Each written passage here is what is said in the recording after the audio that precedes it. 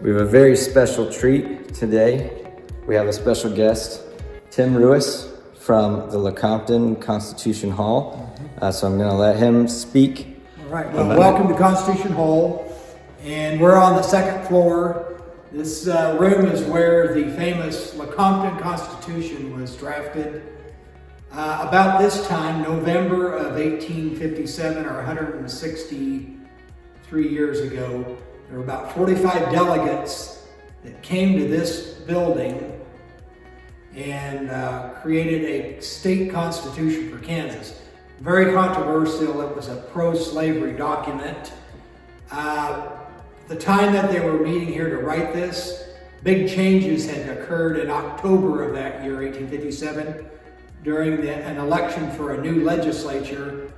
And at the time, the Free State Party had one control majority of members in the territorial legislature. So by October of 1857, the territorial government, which also met in this room, this was a temporary Capitol wood frame building they were meeting in. By the way, Constitution Hall was probably the oldest wood structure left in the state of Kansas. It's 164 years old, 1856.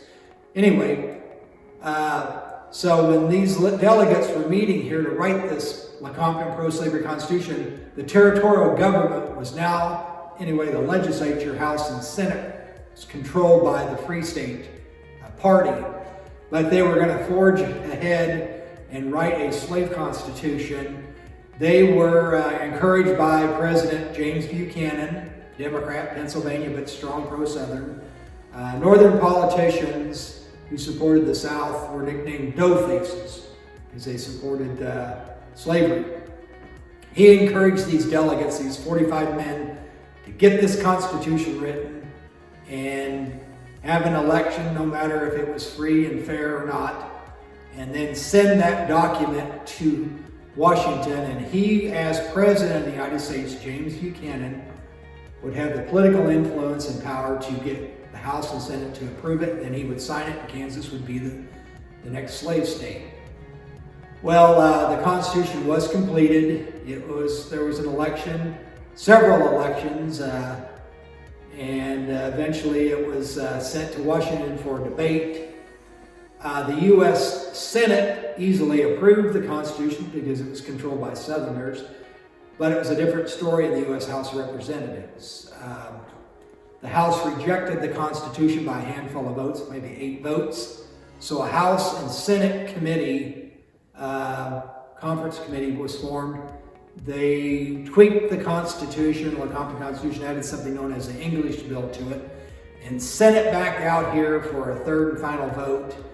And in August of 1858, the voters went to the polls to vote on up or down on the Lecompton Constitution, and 9 out of 10 voters in Kansas rejected the Lecompton Constitution.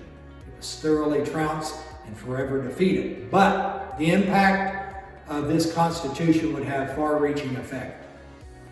When this Lecompton Constitution reached Washington City for debate, Democrat James Buchanan wholeheartedly endorsed it, supported it. However, the second most powerful man in Washington at the time was a U.S. Senator from Illinois, Chicago, by the name of Stephen Douglas. Stephen Douglas declared that the Lecompton Constitution was a fraud and swindle on the people of Kansas, and he was going to defeat it.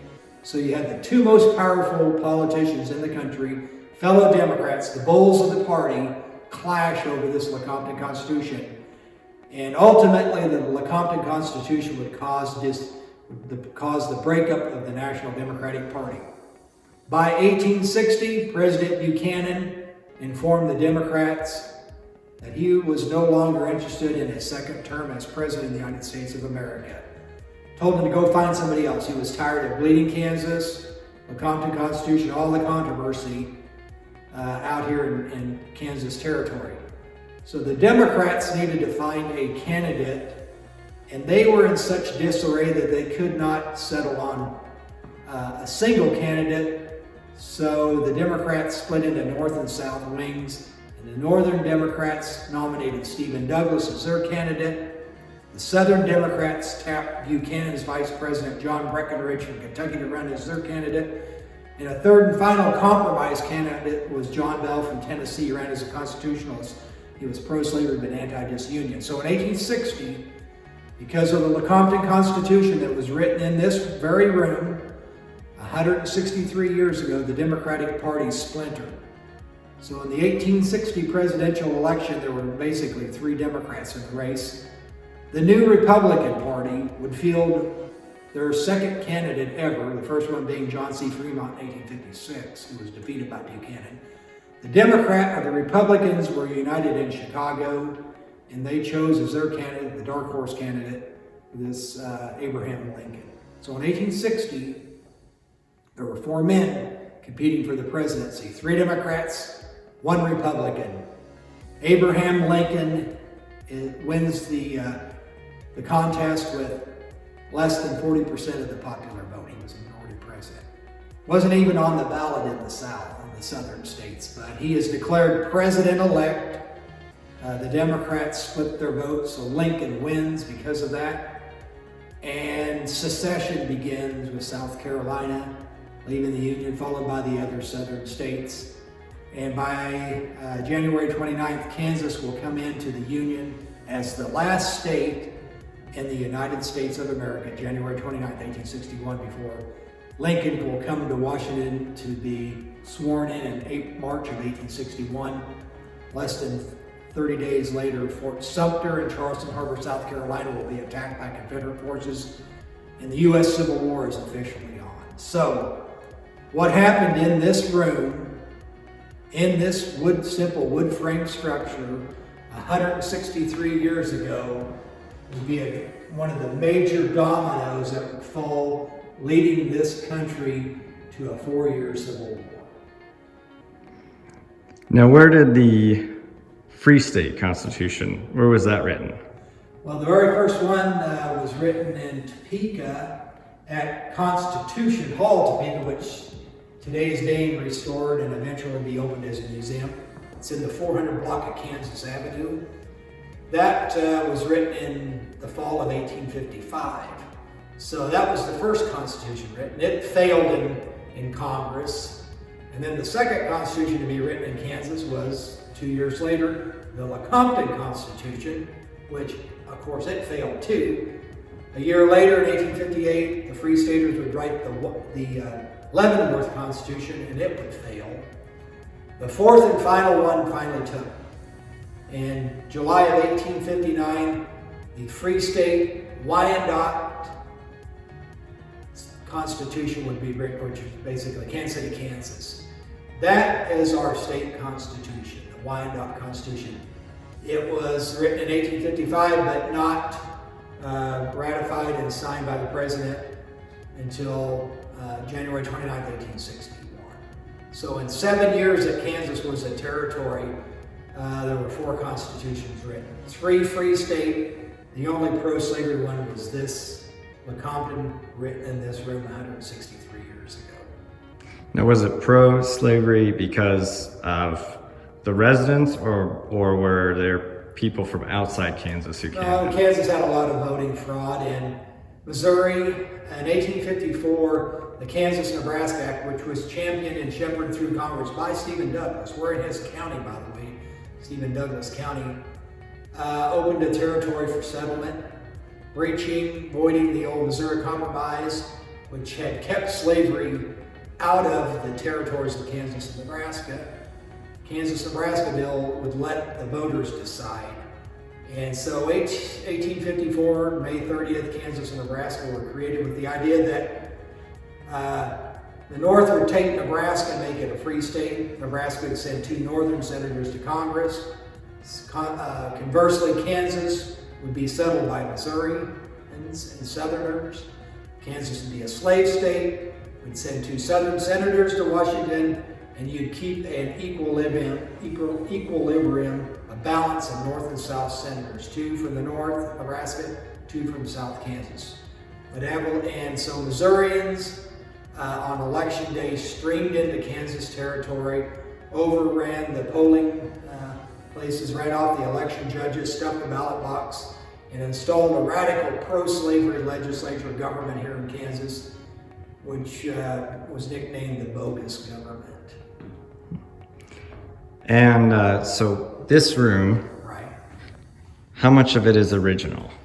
Well, you know, it's always been an open, wide space to accommodate gatherings.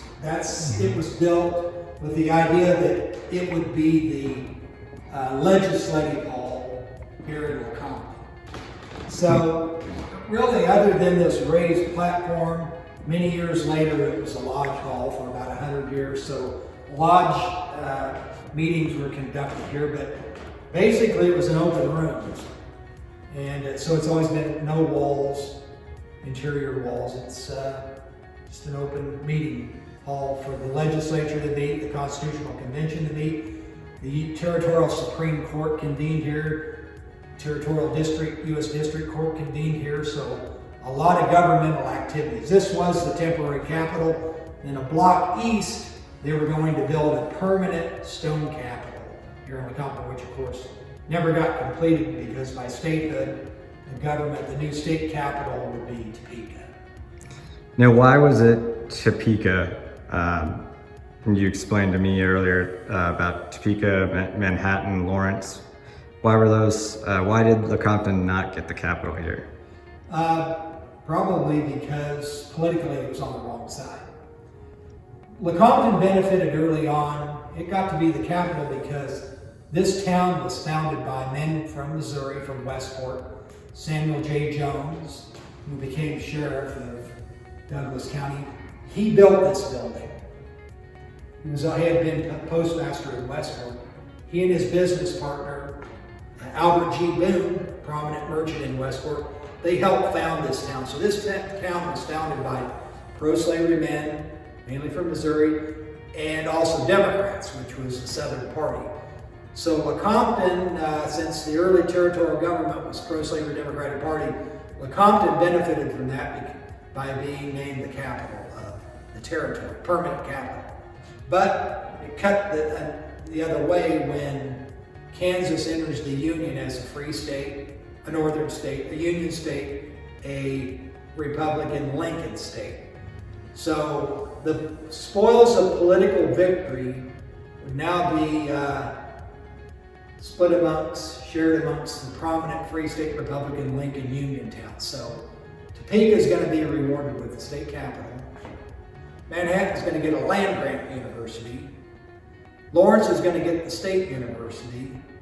Emporia, the normal school or teachers college, and Lansing Leavenworth, the state penitentiary. So those communities benefited from statehood by receiving these state entities. Lecompton would be punished for its political past.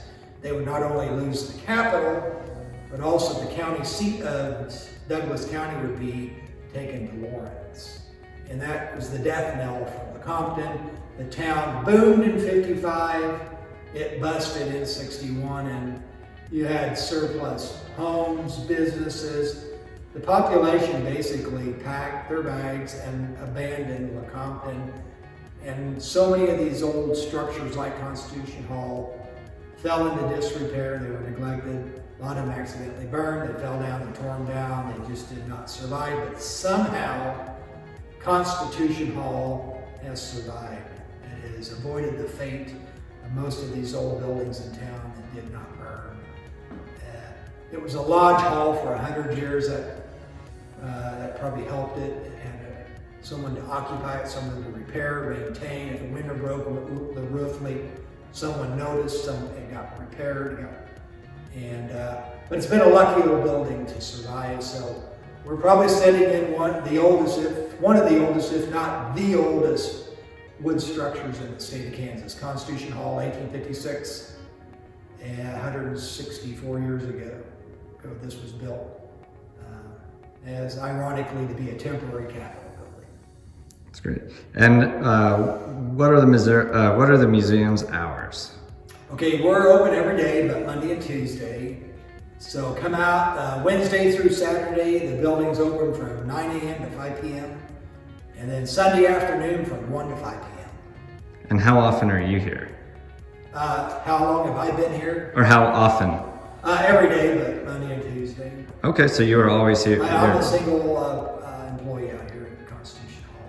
It's So- a state historic site, also a national landmark. So if you have any questions, he will be here to answer them.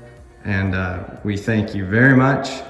And once again, if you could introduce yourself. Yeah, I'm Tim Rues, the administrator at Constitution Hall. We want to invite you to come to historic Lecompton, Kansas, little town with a big history. We've got the Territorial Capitol Museum, a block east of here, which is one of the finest local museums in the state. It's where they were going to build the state capitol. It's later on Lane University, where David Eisenhower and Ida Stover were married. In 1885, they would be the parents of Ike and his brothers, Ike Eisenhower, President Eisenhower. And we've also got the old Lecompton City Jail next door to Constitution Hall, 1893, and the Democratic headquarters down on the Riverview Park here in Lecompton. So come out to historic Lecompton and take in some great Kansas and U.S. history here in this little town. Thank you very much. You're welcome. This has been another episode of History with Andy Akright. I thank you for joining me. This is definitely worth it. It's one of my hidden jewels of Kansas. I thank you, and I'll see you next time.